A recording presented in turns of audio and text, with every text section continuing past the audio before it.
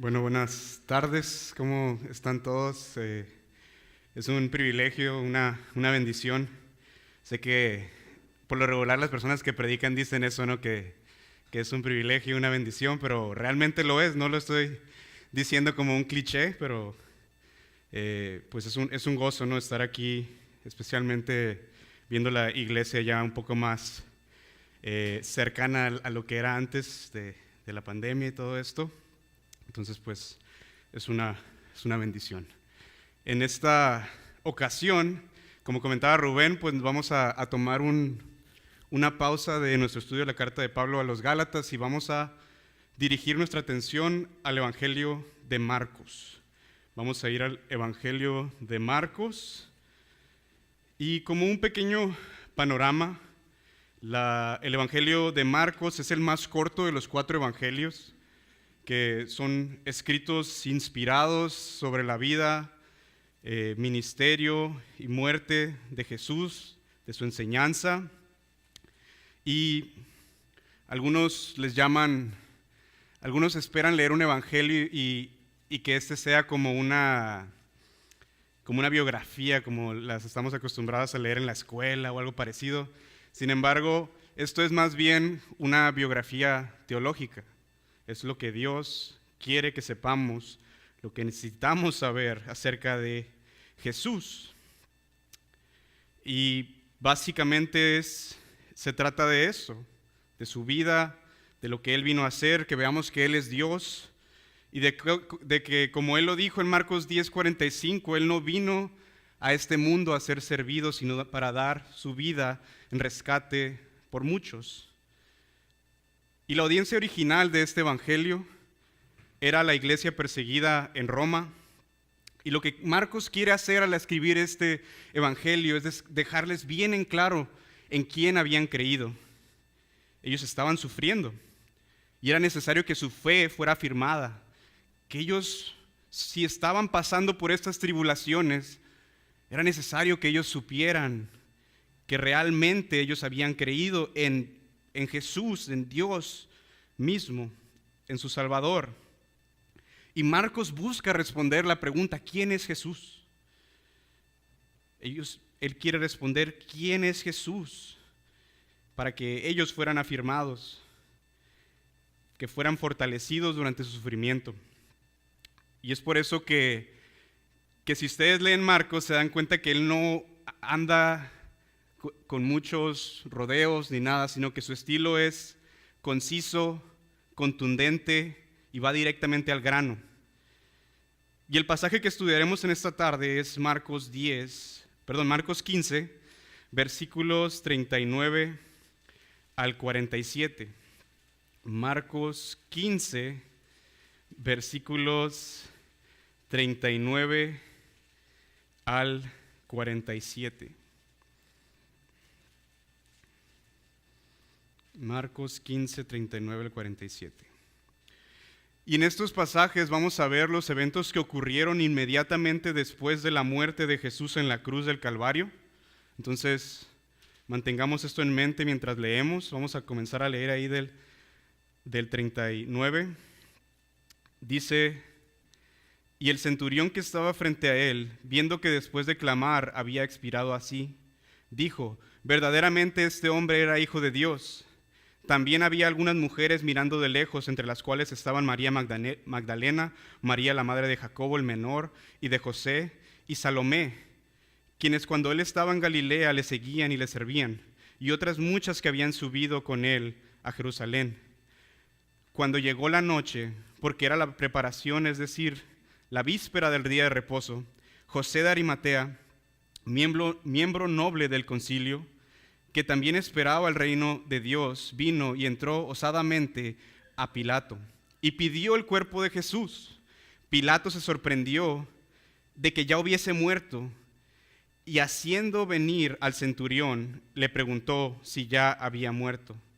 E informado por el centurión dio el cuerpo a José, el cual compró una sábana y quitándolo lo envolvió en la sábana y lo puso en un sepulcro que estaba cavado en una peña, e hizo rodar una piedra a la entrada del sepulcro, y María, Magdalena y María, madre de José, miraban donde lo ponían. Vamos a orar. Señor, te damos muchas gracias por tu palabra. Te damos muchas gracias porque sabemos que es tu verdad, Señor. Sabemos que es la verdad. Sabemos que la necesitamos, Señor. Y yo te pido, Padre, por favor, que me ayudes en este momento, Señor. Que tu Espíritu Santo me ayude a predicar esta palabra de una manera que te honre. Que cada uno de los que estamos aquí, Señor, al escuchar tu palabra, Señor, seamos fortalecidos en nuestra fe, Señor, y que busquemos obedecerte, adorarte, glorificarte con nuestras vidas, Señor. Ayúdanos, Señor, te necesitamos. Te necesito, Padre. Gracias en Cristo Jesús. Amén. Muy bien. Entonces, en este pasaje vemos tres testigos de la muerte de Jesús. Vamos a ver la reacción de un centurión, de unas mujeres fieles a su maestro y de un miembro del Sanedrín. Y por último hablaremos de la sepultura de Jesús y cómo nos muestra su soberanía, su control sobre todas las cosas. Y mi oración es que al estudiar los eventos que ocurrieron justo después de la muerte de Jesús, y al ver su poder y control soberano en su sepultura, nuestra fe sea fortalecida y seamos animados a adorar a nuestro Señor con vidas obedientes que proclamen su gloria a toda persona. Entonces, he dividido este texto en 3 secciones principales y la primera es los primeros 2 testigos de la salvación. Y eso lo vemos del versículo 39 al 41. Y les leo el versículo 39 primeramente. Dice, y el centurión que estaba frente a él, viendo que después de clamar había expirado así, dijo, verdaderamente este hombre era hijo de Dios. Entonces, aquí vemos al primer testigo del hecho más importante de toda la historia, un centurión. Y los centuriones estaban a cargo de 100 soldados romanos. Por eso el nombre centurión, de 100. Entonces ellos estaban a cargo de esta cantidad de soldados y ellos se encargaban específicamente de las crucifixiones. Entonces este hombre era el soldado que estaba a cargo de la crucifixión de Jesús. Y es muy probable que él hubiera sido parte de los soldados que pasaron un tiempo humillando al Señor Jesús y coronándole con una corona de espinos, poniéndole una capa púrpura y diciéndole y básicamente mofándose de él. Es probable que él haya por lo menos sido testigo de esto. Y justamente él había supervisado la crucifixión, cómo Jesús fue clavado a una cruz. Y dice el mismo 39, dice, viendo que después de clamar había expirado así. O sea que viendo la manera que murió Jesús, ese centurión escuchó de cerca a Jesús decir a gran voz, consumado es, así como lo relata el Evangelio de Juan, capítulo 19, 30. El mismo Marcos nos dice en el versículo 37, dice, mas Jesús dando una gran voz, expiró. Y esto podría parecernos un detalle no tan relevante, pero es importante esto porque una persona que estaba siendo crucificada no podía gritar de la manera en la que Jesús lo hizo. Él podía estar, una persona que estaba siendo crucificada, estaba literalmente, está colgándose, ahogándose cada segundo, cada minuto que pasa. Entonces, por el cansancio y esa dificultad para respirar, ellos no podían hacer algo así, pero Jesús lo hizo. Él gritó, él habló de esta manera, él dijo, consumado es. Y fue así que él muestra que él estaba en control. Él vio cómo Jesús oró a su Padre diciéndole: Padre, perdónalos, porque no saben lo que hacen. En Lucas 23:34. Él oró para que el Padre perdonara a quienes los estaban crucificando.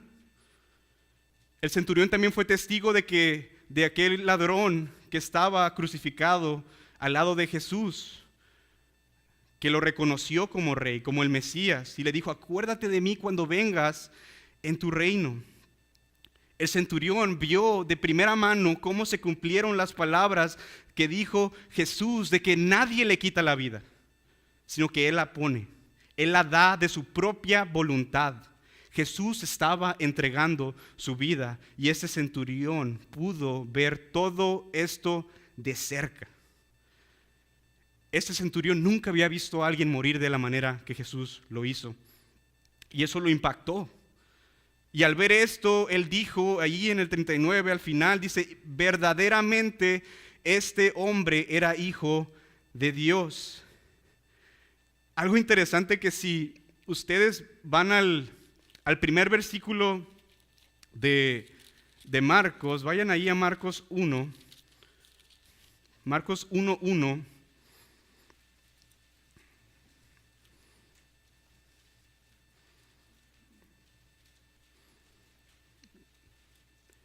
Dice Marcos 1:1, principio del Evangelio de Jesucristo, que dice: Hijo de Dios.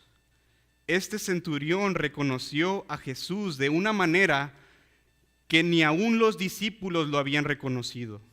Esta es la primera vez en todo el Evangelio de Marcos que un humano hace esta confesión: Hijo de Dios. No sabemos qué tanto este centurión sabía sobre Jesús, pero sin duda que reconoció que Jesús provenía de Dios. Y el decir esta declaración en voz alta realmente pudo haberlo metido en problemas, tanto con los romanos como con los judíos. Sin embargo, nos muestra que pudo ver la divinidad de Jesús en medio de su sufrimiento en la cruz. Como les digo, no sabemos si este hombre realmente tuvo una fe verdadera en Cristo, pero él pudo ver que él no era como otro hombre, no era como los demás. Él realmente es divino. Y aquí el centurión está respondiendo la pregunta: ¿quién es Jesús? ¿Quién es Jesús? En medio de su rechazo, en medio del sufrimiento, en medio de la debilidad, Él es reconocido como el Hijo de Dios. Entonces el primer testigo es este centurión, que reconoció que Jesús no era como ningún otro hombre. Y ahora pasemos a nuestro segundo grupo de testigos de la muerte de Jesús.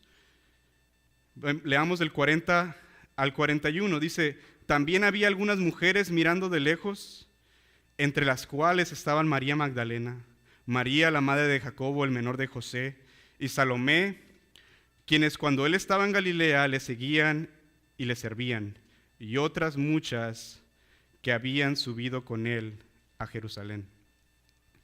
Entonces vemos aquí este segundo grupo, que podríamos llamarlas las Marías, ¿no? Pero no quisiera dejar fuera a Salomé ni a las demás que estaban ahí, entonces las llamamos las mujeres fieles. Podemos llamarlas las mujeres fieles. Entre ellas se encontraba María Magdalena, la mujer a quien Jesús le había sacado 7 demonios, quien también fue la primera testigo de la tumba vacía de Jesús. También María, la madre de Jacobo y José, de quien realmente no sabemos mucho, y Salomé, que era madre de los apóstoles Jacobo y Juan, y que sabemos que ella fue quien los mandó a preguntarle a Jesús si ellos podían estar sentados a un lado de él cuando viniera en su reino, ¿no? Marcos nos dice un detalle muy importante. Dice: también había algunas mujeres mirando de lejos. Sin duda que ellas tenían miedo por lo que estaba ocurriendo. Jesús había sido crucificado. Probablemente no podían ver más a Jesús sufrir de esa manera. Y sabemos por Juan 19:25 que antes de esto ellas estuvieron cerca de Jesús, a los pies de la cruz, Y les leo Juan 19:25, dice: estaban junto a la cruz de Jesús su madre y la hermana de su madre, María, mujer de Cleofas, y María Magdalena. Aunque ellas en ese momento estaban viendo de lejos, podemos hacer un contraste con la reacción que tuvieron los discípulos, que todos menos Juan estuvieron ausentes en este momento tan importante. Cuando la lealtad de los discípulos fue probada, ellos huyeron, viendo por ellos mismos. Obviamente que cada uno de ellos fue restaurado y el Señor los usó poderosamente, pero en ese momento estas mujeres fueron un ejemplo de fidelidad y servicio a nuestro Señor. Seguramente estaban confundidas y tal vez no tenían el valor ni el poder para hacer algo más por su Señor. Sin embargo, ellas estuvieron con Él hasta el final, y eso es un ejemplo para todos nosotros. Entonces vemos estos dos testigos, el centurión que reconoció que Jesús no era como otro hombre que él había visto. Vemos a estas mujeres que permanecieron fieles. Y ahora quisiera que pasáramos a otra sección en este texto, del versículo 42 al 45, que es la valentía inesperada de un discípulo inesperado. Un personaje que realmente no le prestamos mucha atención cuando leemos los evangelios, pero fue un ejemplo de fe y lealtad al Señor Jesús. Es José de Arimatea. Es importante tomar en cuenta de que Jesús no había resucitado. En ese momento había sido rechazado por las autoridades religiosas, había sido declarado un blasfemo, había sido declarado por las autoridades romanas como un traidor. Él fue acusado de estas cosas, pero esto no le impidió a José de Arimatea el ver que el hecho que Jesús había sido crucificado como un criminal. Él estuvo dispuesto y reconoció que lo que Jesús decía de sí mismo era verdad, y se armó de valor para mostrar su lealtad y amor por Jesús de una manera totalmente sorprendente. Leamos primeramente el versículo 42, dice: cuando llegó la noche, porque era la preparación, es decir, la víspera del día de reposo. Recordemos que Jesús fue crucificado un día viernes, y a la manera que contaban los días los judíos, cuando llegaba la noche del viernes, ya era sábado. O sea, la manera que ellos contaban el tiempo no era de que después de medianoche, pues ya es el día siguiente. No, para ellos cuando caía la noche, cuando el sol se metía, ya era el siguiente día, el sábado, que era el día de reposo, un día que literalmente las personas lo tomaban para eso, para descansar, para pasar tiempo en familia, leyendo las Escrituras, que obviamente había sido distorsionado en muchas maneras en ese tiempo, pero era un momento que era para dedicar un día al Señor. Entonces era el día antes de esto, era el viernes. Y por lo cual ellos tenían que decidir qué hacer con el cuerpo de Jesús y con los demás que habían sido crucificados junto con él, porque sus cuerpos no podían permanecer en la cruz durante el día de reposo. Y para agregar esto también era la celebración de la Pascua. Entonces esto no podía ser así. Incluso la ley de Moisés en Deuteronomio 21:23 lo prohíbe. No podían permanecer los cuerpos ahí durante la noche. Ellos tenían que ser tomados y sepultados. Entonces obviamente que no siempre era así, porque los romanos eran los que decidían al final del día, pero sabemos por Juan 19:31 al 34 que los líderes religiosos judíos habían llegado a un acuerdo con Pilato, y este acuerdo era romper las piernas de los que habían sido crucificados, entre ellos Jesús. Todo esto para que murieran más rápido, porque como les mencionaba, una muerte en una cruz no es una muerte rápida, es una muerte lenta y dolorosa. Entonces ellos dijeron, bueno, hay que romperles las piernas para que de esa manera ya no pudieran tener un soporte y se asfixiaran más rápidamente. Eso iba a acelerar su muerte. Ellos querían que estos hombres fueran quitados de su cruz y sepultados rápidamente en una fosa común, antes de que comenzaran el día de reposo. Y algo que alguien menciona que me parece muy interesante es que vean cómo opera la mente de alguien legalista. Ellos acababan de matar a un hombre que ellos tenían claro que era inocente. Ellos acababan de matar a un hombre inocente, pero estaban preocupados por seguir la ley de Moisés, de que esos hombres no se quedaran ahí durante la noche, durante el día de reposo. Sin duda que esto es un testimonio de que el pecado nos puede llegar a cegar a la verdad, que es tan clara, y puede hacer que nos enfoquemos en obedecer a Dios de una manera totalmente superficial, como ellos lo estaban haciendo. Y esto me hace preguntar, ¿no? ¿Cuántas veces somos más prontos a juzgar el pecado que vemos en alguien más, cuando nosotros mismos tal vez estamos cometiendo un pecado igual o a veces peor? Es una realidad que es parte de la naturaleza humana, ser más duro con otros que con uno mismo. Y vemos aquí cómo los fariseos supuestamente querían honrar a Dios al querer que se removieran esos cuerpos, pero acababan de cometer una injusticia increíble. Entonces, es algo para que nosotros reflexionemos en no caer en esas mismas actitudes, porque realmente es fácil, y sí debemos de condenar las actitudes de los fariseos. Fue algo horrible que ellos hicieron, pero tenemos que también mantenernos alertas a no repetir o no caer en esas mismas actitudes. Que el Señor nos ayude para que esto no nos pase. Y volviendo allí el pasaje, José de Arimatea sabía que lo más probable era que el cuerpo de Jesús iba a ser tirado al Gehenna. Y el Gehenna era una especie de basurero. Y también servía como fosa común.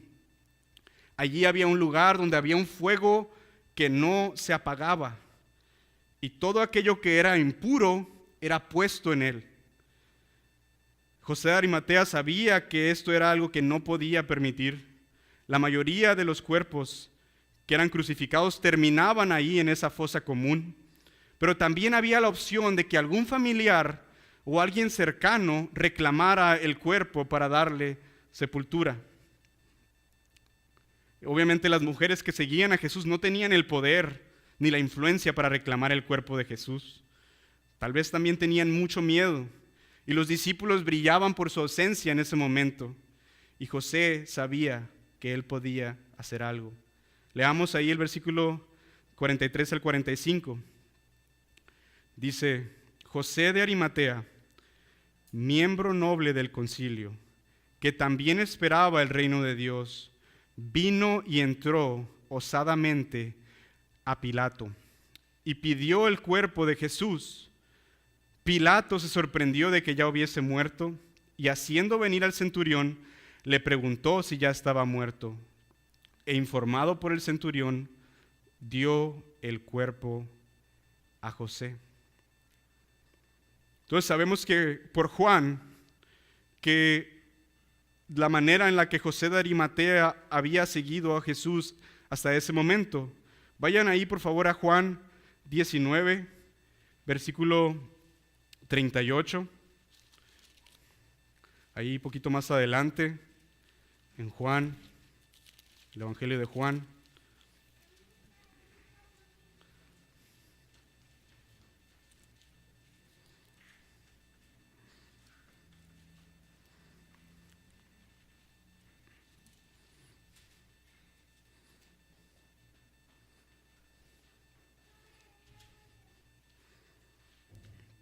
Ya estamos ahí.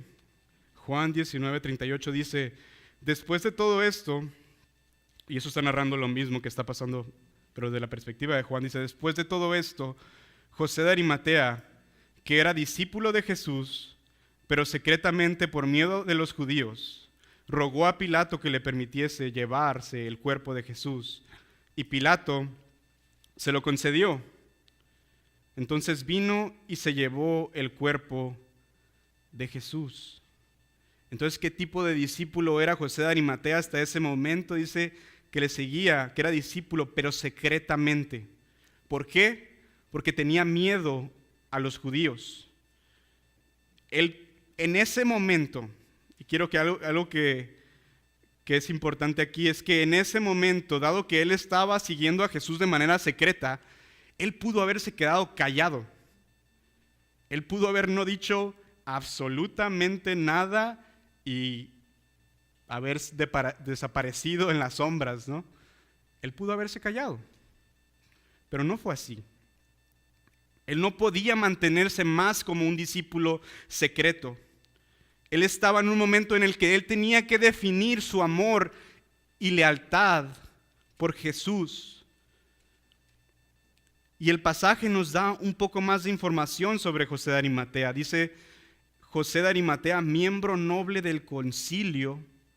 José era miembro del Sanedrín.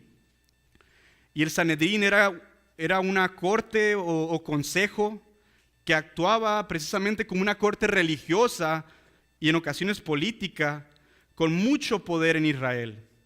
Tenían mucho poder. No tenemos claro si era fariseo, pero del hecho de que la Escritura dice que era un miembro noble, es que era un miembro importante de la sociedad judía. No era cualquier persona, era alguien importante. También Lucas nos dice que él era un varón bueno y justo. Y es importante tener claro que los miembros del Sanedrín fueron los que hicieron un juicio para condenar a Jesús a muerte. Obviamente que este juicio fue totalmente erróneo, totalmente malvado, pero podemos imaginarnos lo que significaba para José que él se identificara con Jesús. Él era miembro del Sanedrín, y si él declaraba su lealtad a Jesús, esto podía costarle mucho. Ellos estuvieron dispuestos a matar a Jesús. Seguramente sus seguidores no esperaban un resultado diferente, es por eso que huyeron. Entonces él, José de Arimatea, en vez de quedarse callado, en vez de desaparecer, él pudo haber seguido con su vida como antes, pero no lo hizo así. Él pudo tener una fe que solamente Dios puede dar, porque él entendió que Jesús era el Mesías prometido. Y ante los ojos de la sociedad judía eso era extremadamente grave, que alguien de su estatus social pudiera asociarse con alguien que ellos consideraban un blasfemo. Pero vemos que Dios le dio gracia, ya que continúa diciendo el versículo 43, dice que también esperaba el reino de Dios, vino y entró osadamente a Pilato y pidió el cuerpo de Jesús. Si regresamos ahí a Marcos 15, Marcos nos dice que José de Arimatea esperaba el reino de Dios. Él sabía por la Escritura que Jesús era el rey mesiánico, él era el Mesías que estaba profetizado, quien traería su reino a esta tierra. Él realmente creía que Jesús era quien dice ser. Sin duda que su fe había sido probada en el hecho de que Jesús había sido crucificado. A quien él seguía secretamente acababa de morir, pero por gracia de Dios él perseveró a esto y mostró su lealtad a Jesús al entrar osadamente, o sea, con valentía, a ver a Pilato y pidió el cuerpo de Jesús. Y vemos el contraste. Juan nos decía que José seguía a Jesús secretamente. ¿Por qué? Por miedo. Y ahora aquel que tenía miedo entró valientemente con Pilato a pedir el cuerpo de su Señor. Él sabía que si bien había tenido miedo, él ahora seguía a Jesús con una revelación clara de quién Él es. Y así lo hizo pidiendo su cuerpo, mostrando públicamente su lealtad a Jesús. Esto seguramente debió haber sorprendido a Pilato. José ya no iba a ser un discípulo secreto, ya no iba a guardar silencio. Él sabía que tenía que reclamar el cuerpo de su maestro para darle una sepultura digna de un rey. José tenía en juego su prestigio,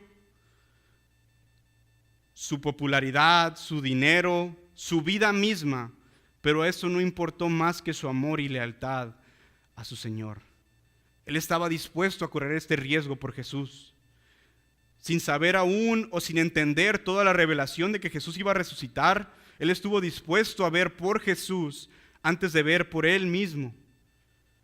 ¿Y qué ejemplo tenemos en José de Arimatea? Y más nosotros que sí tenemos toda la revelación, que sabemos que Jesús sí resucitó en victoria y que ahora se encuentra a la diestra del Padre. Nuestra confianza en el Señor debería de ser aún mayor, porque en ese momento las personas pensaban que Jesús había sido derrotado, pero nosotros sabemos que Él vive hoy y permanece para siempre. Nuestra confianza debe de ser mayor por nuestro Señor. Y dicen, leamos de nuevo los versículos 44 al 45. Dice, Pilato se sorprendió de que ya hubiese muerto, o sea, Jesús. Y haciendo venir al centurión, le preguntó si ya estaba muerto. E informado por el centurión, dio el cuerpo a José. Entonces vemos que de manera casi milagrosa, José de Arimatea encontró favor delante de Pilato. Después de verificar que Jesús ya estaba muerto por el mismo centurión que fue testigo de la crucifixión de Jesús, del que hablábamos hace rato.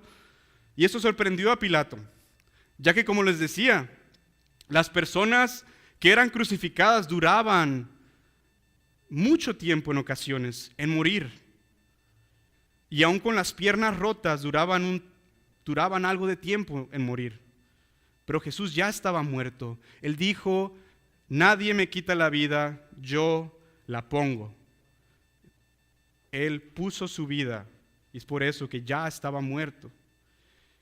Y por gracia de Dios, Pilato le dio permiso a José de tener el cuerpo de Jesús para sepultarlo. Todo esto conforme al plan de Dios para que se cumpliera su palabra y para su gloria. Jesús tenía que ser sepultado de la manera que Dios había dispuesto. Y vemos ahora otra sección en el texto, del versículo 46 al 47, la sepultura del dador de vida. Dice el 46, el cual compró una sábana y quitándolo, lo envolvió en la sábana y lo puso en un sepulcro que estaba cavado en una peña, e hizo rodar una piedra a la entrada del sepulcro. Y María Magdalena y María, madre de José, miraban donde lo ponían. Probablemente cuando pensamos en la obra de Jesús, pensamos en su muerte y en su resurrección, que es importantísimo. Esto es fundamental en nuestro entendimiento de la obra de Cristo, del Evangelio. Pero creo que no pensamos mucho sobre su sepultura, en que esto realmente, en su sepultura también es fundamental, una parte fundamental del Evangelio. Y así lo dice Pablo en su resumen del Evangelio en 1 Corintios 15, versículo 1 al 4. Vayan ahí a Primera de Corintios 15. Primera de Corintios 15, versículos 1 al 4. Cuando ustedes quieran encontrar un resumen claro del Evangelio, de las buenas nuevas de Jesús, vayan ahí a Primera de Corintios 15 y lo van a encontrar.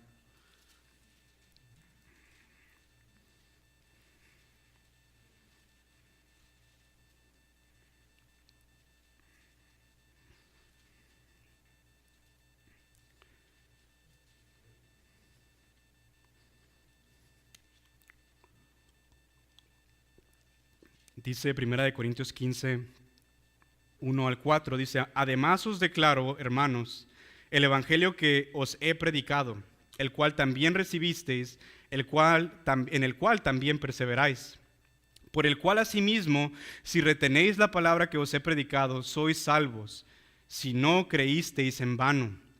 Porque primeramente os he enseñado lo que asimismo recibí, que Cristo murió por nuestros pecados conforme a las Escrituras, y que fue sepultado y que resucitó al tercer día conforme a las Escrituras.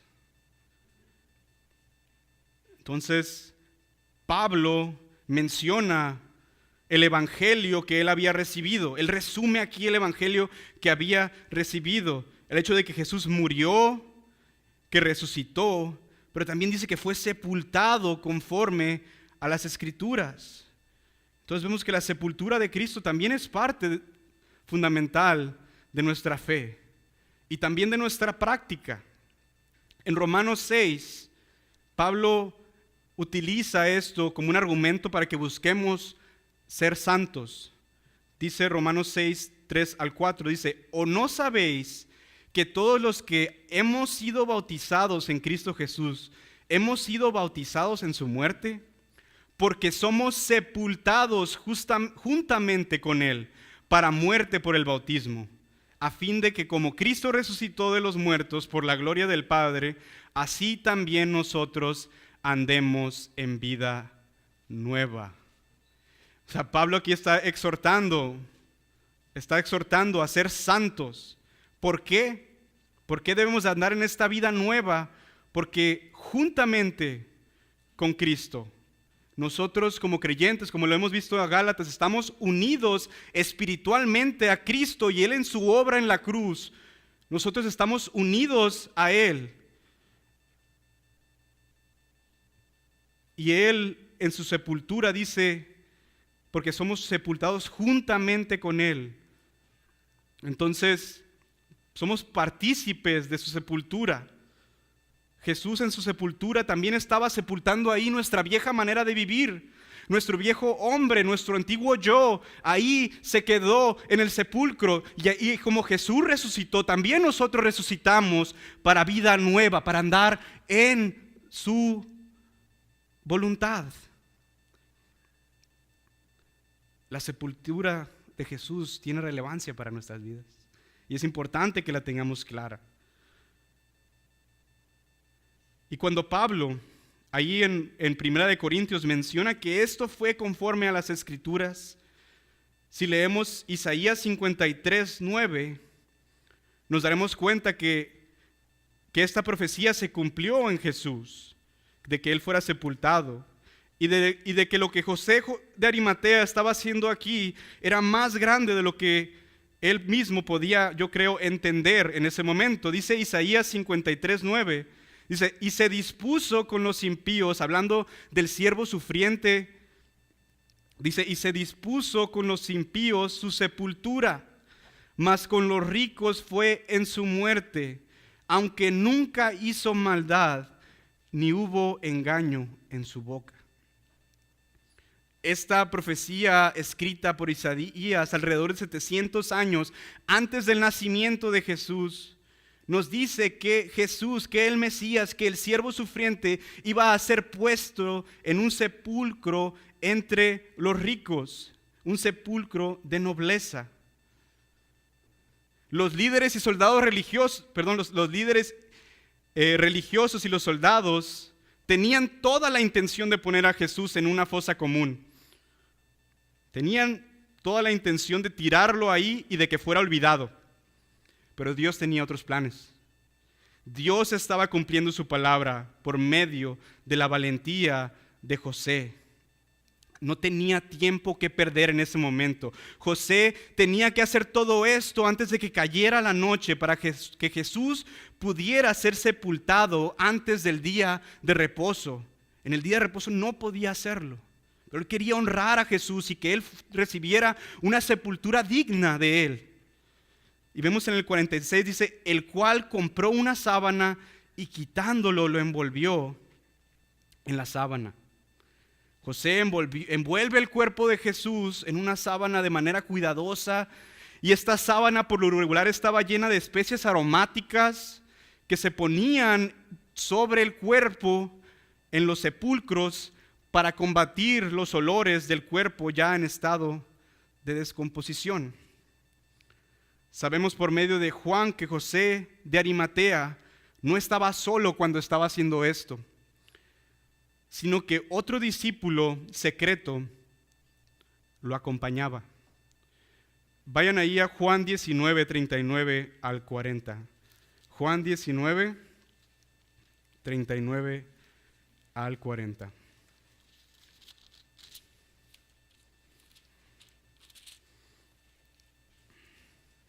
Hace rato leímos el 38.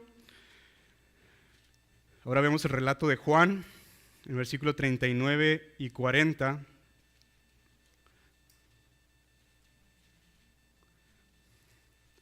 dice, ¿ya estamos?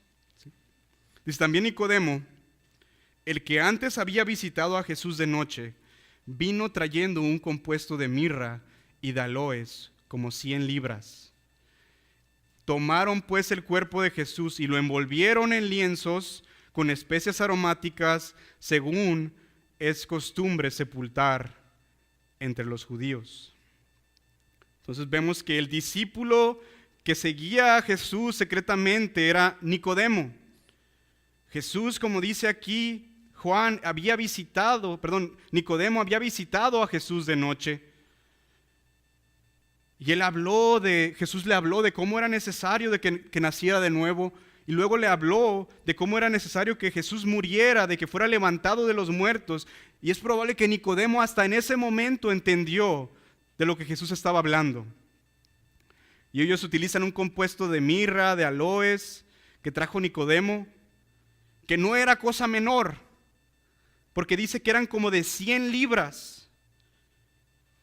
Y esto era algo que costaba muchísimo dinero. Esto no era algo común que se usara esta cantidad en una sepultura de una persona que había sido crucificada. José y Nicodemo estaban dando a Jesús una sepultura de un miembro de la nobleza. Le estaban dando una sepultura de un rey. Ellos sabían que Jesús era el rey prometido, el Mesías prometido. Y si regresamos a Marcos, nos dice que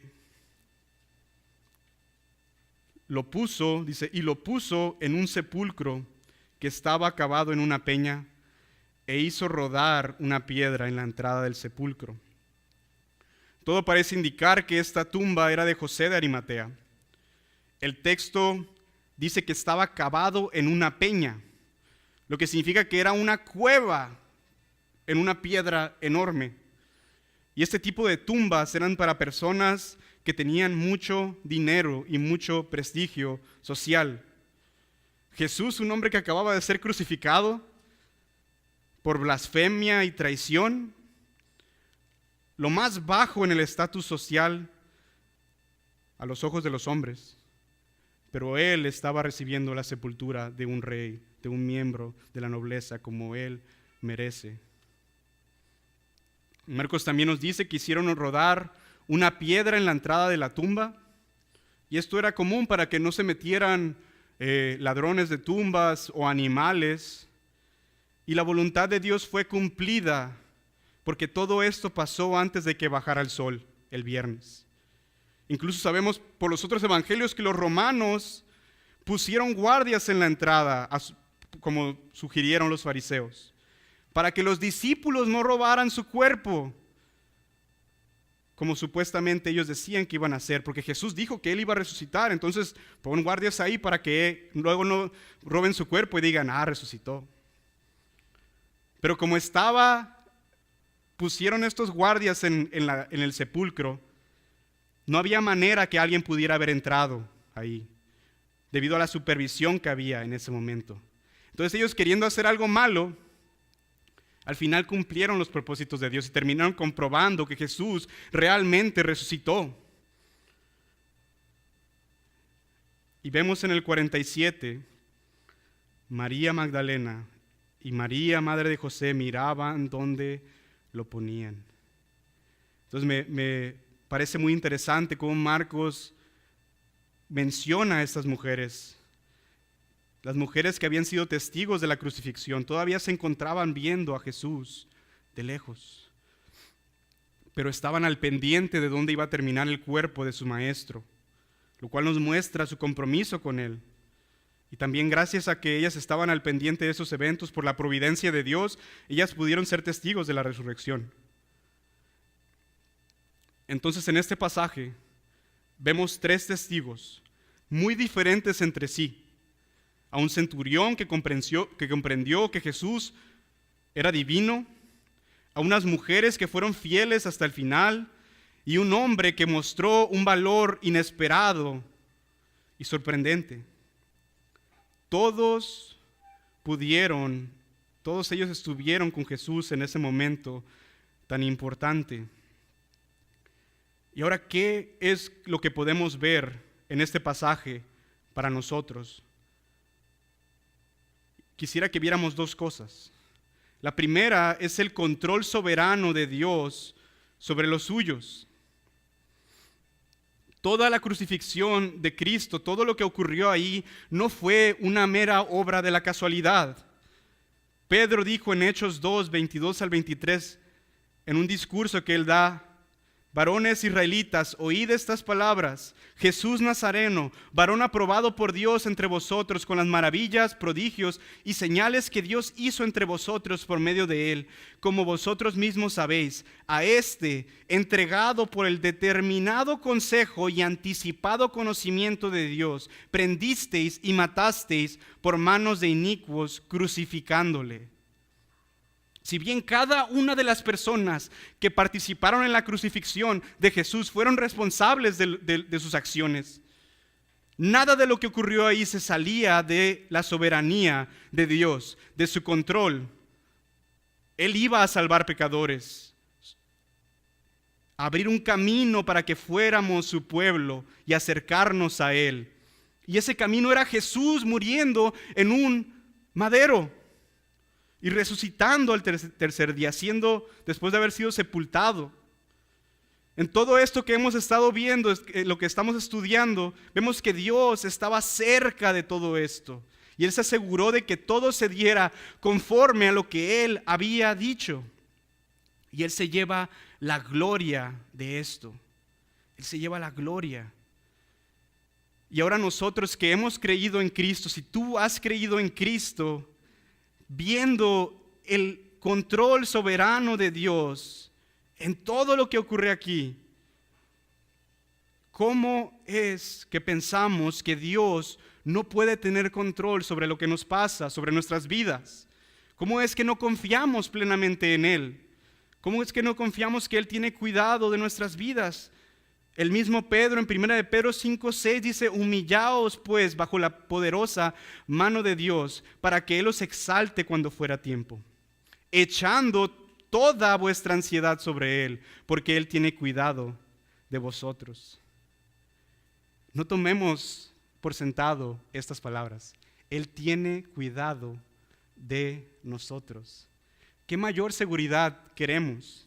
Vivimos en un mundo que, si bien hay mucha incertidumbre, un mundo cambiante, un mundo que cada vez muestra más oposición a Jesús y a sus seguidores, pero podemos confiar completamente en quien venció a la muerte, nuestro Señor Jesús, en medio de las dificultades y caídas que tengamos en nuestra vida, porque sabemos que Él tiene cuidado de nosotros. Él es soberano, Él está en control. Y Jesús hizo todo esto, Dios hizo todo esto, Él planeó para primeramente traer gloria a su nombre, pero también para salvar a pecadores. Jesús vivió una vida perfecta. Él vivió una vida que nosotros no podemos vivir ni por un segundo. Una vida perfecta. Y Él estuvo dispuesto a ser humillado. Estuvo dispuesto a ser crucificado, a pasar por todo eso. Y no solo la crucifixión, sino que toda la ira que nosotros merecemos, que tú y yo merecemos, cayó sobre Jesús, cayó sobre Él. Él recibió el castigo que merecemos. Y yo te pido que si tú no has creído en Cristo, yo te pido que veas su soberanía, que veas su control, que veas que puedes confiar en Él y que principalmente le debes tu vida a Él, porque Él es tu creador y te ofrece vida eterna y te ofrece una seguridad eterna que nada ni nadie más te puede ofrecer. Él te ofrece salvación si tú vas a Él arrepentido, si tú le pides a Cristo que te salve, que confías que Él en la cruz murió en tu lugar. Él te salva, Él quiere salvar a pecadores. Y que de igual manera gocemos de ese cuidado eterno sobre nuestra vida. No estamos desamparados. Y si tú vas a Cristo, Él nunca te va a desamparar. Puedes confiar en Él. Ve a Cristo. Arrepiéntete de tu pecado. Y la segunda cosa que quiero que veamos es sobre el discípulo inesperado que fue usado para la gloria de Dios. Para mí, el testimonio de José de Arimatea es un testimonio de que no podemos subestimar lo que Dios puede hacer a través de personas como nosotros, imperfectas, con miedo. Pero él usó al discípulo que nadie siquiera sabía que era discípulo. Por eso vemos que Dios está dispuesto a cambiar nuestros corazones, para que le sirvamos de maneras que tal vez ni nos imaginamos en este momento. Obviamente todo para su gloria. Vivir vidas santas, vivir vidas alejadas del pecado, que busquen obedecer a Dios, a pesar de que sea difícil o que nos pueda traer consecuencias. Y también esto nos llama a no ser discípulos secretos, como lo fueron José y Nicodemo. Y si tú luchas con esto, si tú luchas con hacer de tu fe algo público, si en ocasiones tienes miedo, si en ocasiones la presión del mundo te abruma, te animo a que consideres el ejemplo de José de Arimatea. Es un ejemplo de que podemos arrepentirnos de eso y de que Dios puede usarnos para su gloria, para hacer luz dentro de este mundo.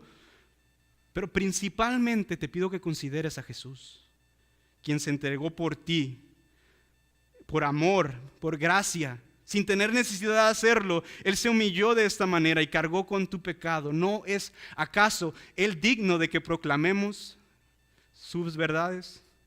Él es digno.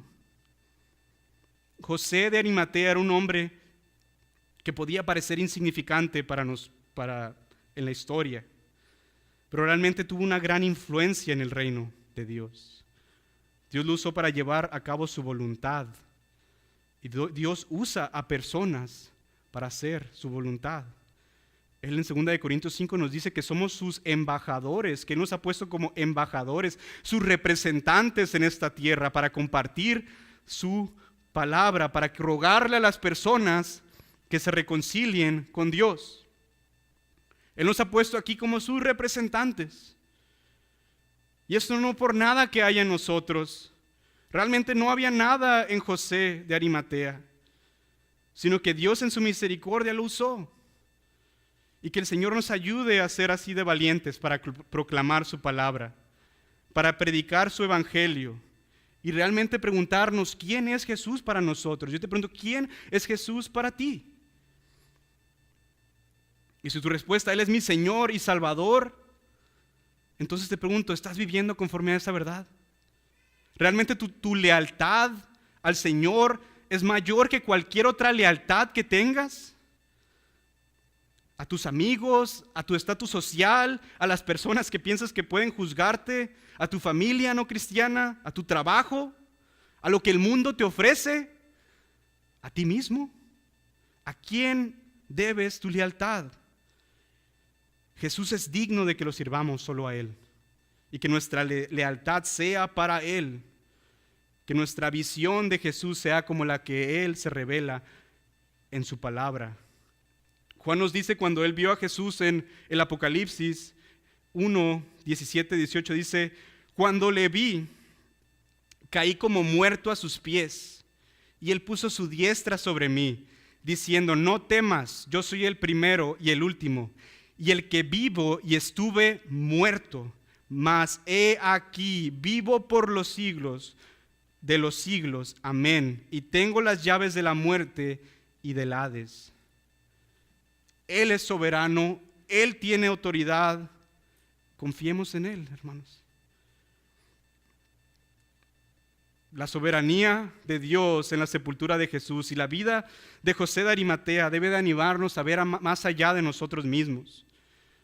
Debe de animarnos a ver más allá de nuestras circunstancias y confiar en el Señor, para que así le obedezcamos cuando las cosas se ponen difíciles.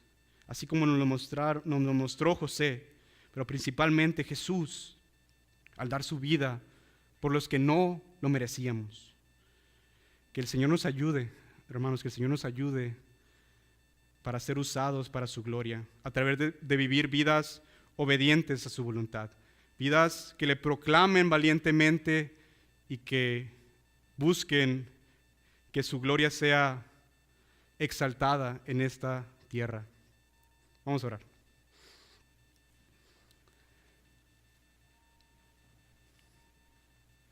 Señor, te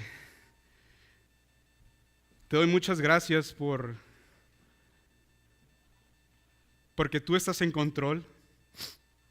Te doy muchas gracias porque nos muestras estas verdades en tu palabra y la realidad es que muchas veces somos muy prontos para olvidar y enfocarnos en lo que está delante de nosotros y no vemos tu control, tu soberanía. Señor, ayúdanos a siempre tener esta confianza en ti, Señor, que tú seas exaltado, Señor, que nos ayudes a ser valientes, que nos ayudes a ver que tú eres digno también, que tú eres digno y que eso sea nuestro motor, que sea nuestra motivación. Que tu Espíritu Santo nos llene de esa valentía, Señor, para proclamarte, Señor, y que te busquemos en todo tiempo, Señor, viviendo vidas santas para tu gloria, Señor. Muchas gracias te damos en Cristo Jesús. Amén.